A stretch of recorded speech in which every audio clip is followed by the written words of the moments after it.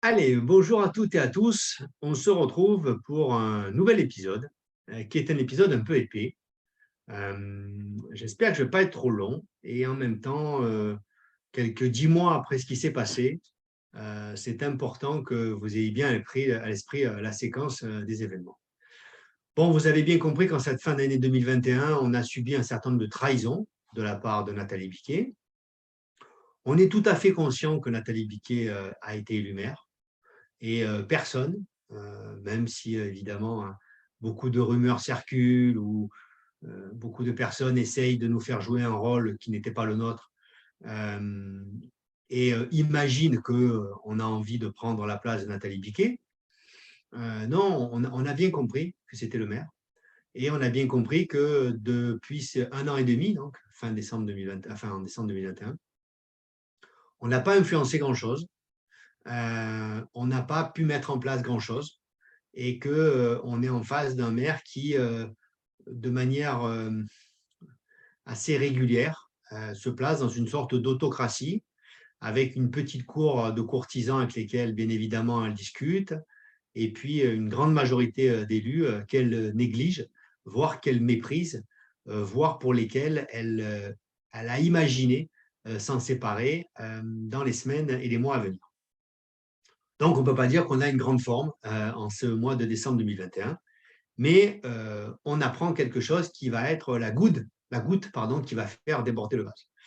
C'est quoi cette goutte? Bah, c'est tout simplement Nathalie Biquet qui nous explique un lundi soir, lors d'une réunion de majorité, que dorénavant, Virginie Sanchez participera à nos réunions, sera intégrée dans le groupe de la majorité et que dans une stratégie qui est celle de Nathalie Biquet de vouloir élargir la majorité, pourquoi pas, hein, voilà, elle va devenir conseillère municipale déléguée et donc intégrer, on va dire, un cercle d'élus qui est finalement peu nombreux, puisque vous avez le maire, vous avez les adjoints, vous avez les conseillers municipaux délégués, et puis vous avez les conseillers municipaux. Accessoirement, pour bien que vous y ayez à l'esprit, en proposant que Virginie Sanchez devienne conseillère municipale déléguée, bah, Virginie Sanchez entre guillemets, passe devant un certain nombre de conseillers municipaux qui auraient pu être des conseillers municipaux délégués. Bon. Et elle nous explique que Virginie Sanchez va travailler aux côtés de Christian Duplat, qui est adjoint à l'urbanisme. Et là, c'est quand même une stupéfaction.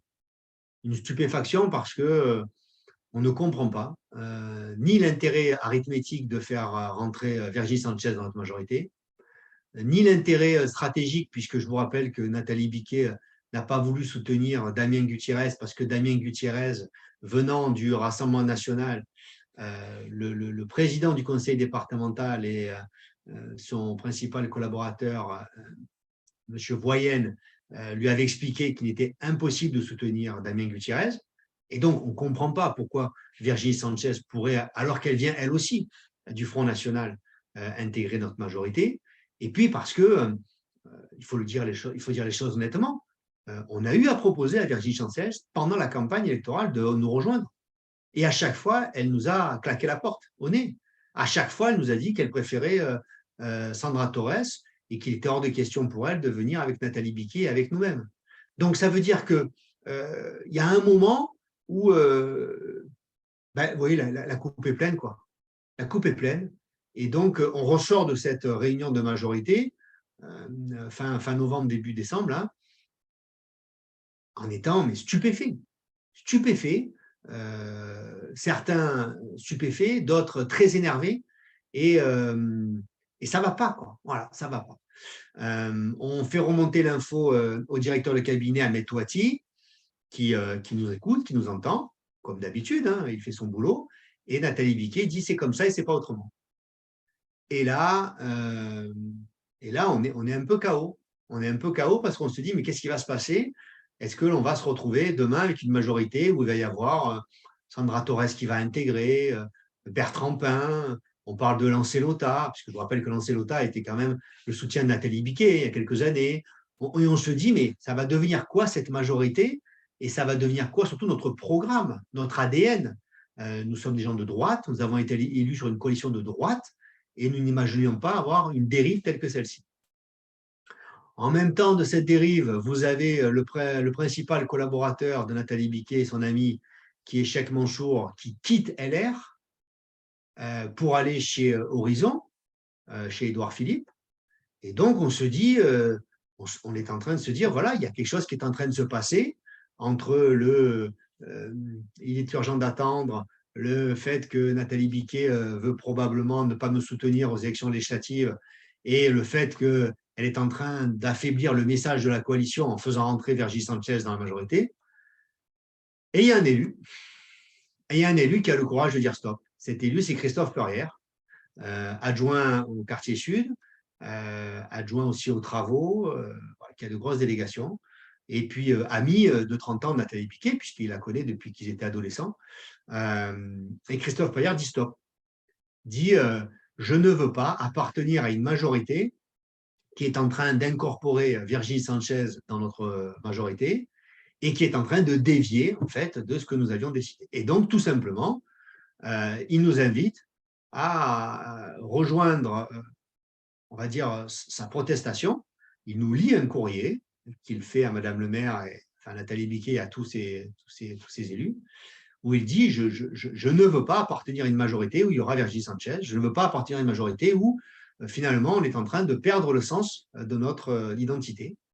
Et il y a cette idée que pour pouvoir maintenant se défendre, si Nathalie Biquet décide finalement de poursuivre dans cette démarche, nous constituerons un groupe, le groupe de la coalition, qui aura 3 principes. Le premier principe, c'est qu'il est hors de question de ne pas soutenir Nathalie Biquet, donc ça, il n'y a pas de souci. Le deuxième principe, c'est qu'il est hors de question d'avoir Virginie Sanchez dans notre majorité. Et le troisième principe, c'est que, puisqu'on est dans des élections dans quelques mois qui vont être là avec la possibilité d'avoir peut-être un député sénois, c'est que ce groupe-là me soutient dans la démarche qui est la mienne d'avoir d'abord l'investiture LR, puis ensuite de devenir député pour avoir un député sénois.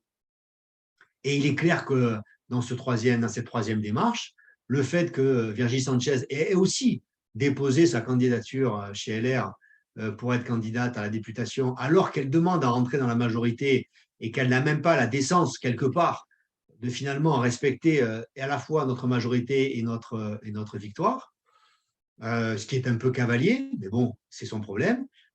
Tout cela fait que l'on crée le groupe de la coalition et que ce groupe-là est entériné autour de 21 personnes. Et je voudrais bien que vous compreniez ce que ça veut dire. Ça veut dire 21 personnes qui écrivent un courrier à Madame le maire en disant « Nous allons créer un groupe et nous allons faire partie de ce groupe-là, en sachant que nous allons continuer à vous soutenir. Nous ne voulons pas Virginie Sanchez dans le groupe et nous ne voulons pas, évidemment, d'autres candidats que Guillaume Capobianco parce que nous ne voulons pas une dérive macroniste. Nous sommes de droite, nous sommes la coalition de droite et nous voulons rester dans cet ADN. » Voilà. 21 personnes qui chacun font son courrier et chacune signe un courrier individuel plus un courrier collectif. Donc, ce n'est pas, contrairement à ce qu'on peut dire, ouais, ça n'a pas été une manipulation de coin de comptoir ou autre. Ça a été 21 personnes qui, pendant plusieurs jours, ont discuté, se sont réunies à la mairie et évidemment, ont commencé à se dire qu'il fallait être beaucoup plus solidaire. Et puis, se greffent là-dessus, évidemment, d'autres revendications qui sont que les élus veulent être reconnus.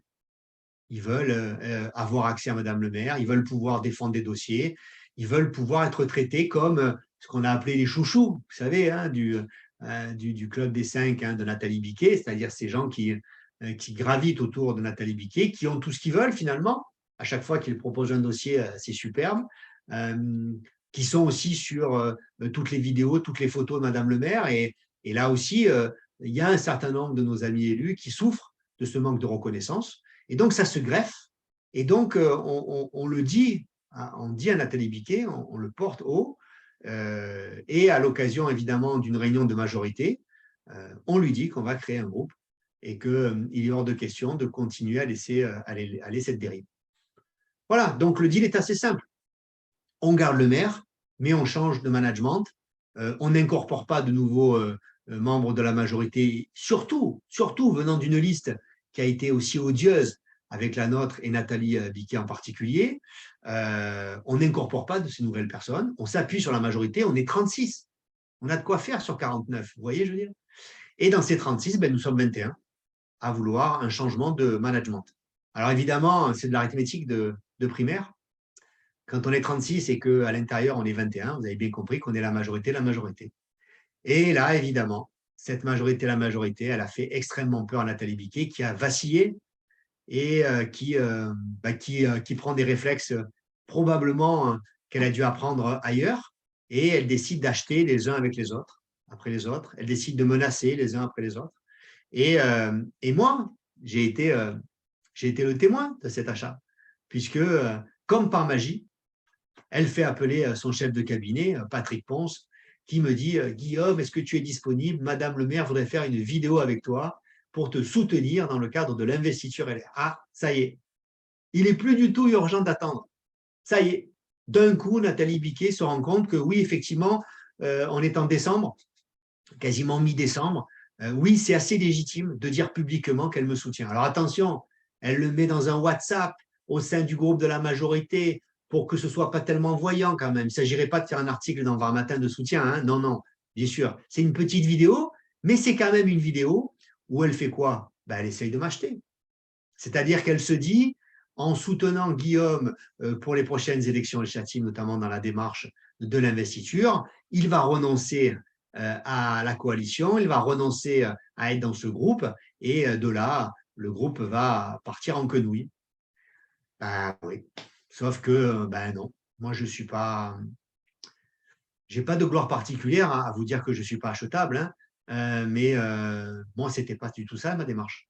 Moi, ma démarche a été claire, c'était d'être candidat aux élections législatives. Et oui, j'avais besoin du soutien de Nathalie Biquet parce que c'est le maire de la seconde ville du Var, c'est le maire de la première ville de la 7e circonscription. Et oui, c'était important que le maire de la Seine me soutienne, mais je n'allais pas lâcher mes amis. Je n'allais pas lâcher mes amis élus qui avaient décidé de constituer la coalition. Et dans ces amis élus, il y avait des gens comme Dominique Bavira qui avaient beaucoup souffert de ce manque de considération. Il y avait bien sûr tous ceux qui avaient aussi œuvré à la coalition, Pascal Tassisto, bien évidemment. Il y avait évidemment Jean-Pierre Collin et ses amis. Et donc, ça veut dire que toutes ces personnes-là, il fallait que je les abandonne juste parce que Nathalie Biquet avait décidé de faire 1 minute 30 de vidéo avec moi. Non, il faut être sérieux.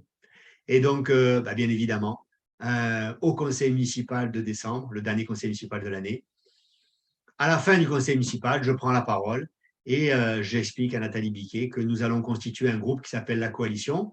Et ce groupe a décidé à l'unanimité de m'élire président de ce groupe.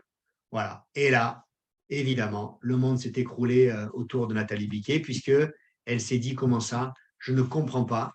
Pourtant, j'avais soutenu Guillaume lors d'une petite vidéo WhatsApp. Je leur ai donné tout ce qu'ils veulent, en fait. Ils ne nous ont rien donné du tout. Hein. Et ils sont en train de créer un groupe. Et donc, évidemment, cette fin d'année, nous avons déclenché une bombe qui s'appelle la bombe de la coalition, mais qui était une bombe, j'allais dire, très, très constructive, contrairement à ce qu'on peut penser, puisqu'elle ne voulait pas changer de maire, elle voulait tout simplement qu'on prenne et qu'on respecte tous les élus, et qu'en fait, bien évidemment, on devienne quelque part, oui, une véritable majorité où tous les élus pourraient évidemment être entendus. Voilà ce que c'était la coalition, ni plus ni moins. Alors, on sait très bien que beaucoup de choses ont été dites là-dessus. Vous pouvez reprendre la chronologie tant que vous voulez, vous pouvez la tourner dans tous les sens. Tout ce que je vous ai dit là, c'est en gros ce qui s'est passé, bien évidemment. Et donc, libre à vous de penser et d'analyser la réaction de Nathalie Biquet. Oui, ça a été une affaire de cœur, la coalition. Oui, oui. Oui, oui, j'ai pas de mal à penser que les 21 élus que nous avons été, qui à un moment donné avons décidé de dire stop, il a fallu du courage. Pas pour moi, pas pour Jean-Pierre Collin, pas pour des gens qui étaient rompus au combat politique, mais pour un certain nombre d'élus, oui, il a fallu avoir du courage parce qu'il fallait être capable de regarder Nathalie Biquet en lui disant, voilà, moi je veux qu'on me respecte et pour cela je fais le groupe de la coalition. Donc oui, ça a été une affaire de cœur et c'était une affaire de raison.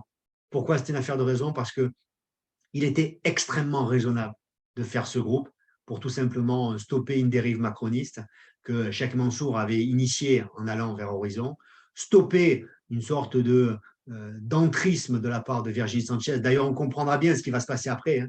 Je pense que vous avez compris que, évidemment, c'était prévu comme ça. Et d'une certaine manière, c'était aussi une volonté non seulement d'écouter les élus, mais de donner aussi la possibilité officiellement, véritablement, d'avoir un candidat sénois pour les élections législatives, alors qu'elle avait tellement tardé, qu'elle avait tellement hésité, et pour une raison très simple, c'est qu'elle n'a jamais véritablement voulu me soutenir. Alors, dans le prochain épisode intitulé « Les insultes, nouvelle arme des Amazones », je vais revenir sur un épisode assez difficile pour moi, puisque j'ai été insulté publiquement, j'ai été diffamé, et donc il a bien fallu à un moment donné que je me défende, en sachant que, bien évidemment, toutes ces insultes étaient liées au seul fait qu'à un moment donné, je m'étais retrouvé dans ce groupe de 20 élus au sein de la coalition, et j'avais eu peut-être une faiblesse, peut-être une erreur. En tout cas, j'avais accepté que mes collègues m'élisent président, et donc j'avais accepté de porter leur voix. Allez, on verra ça la prochaine fois. Merci.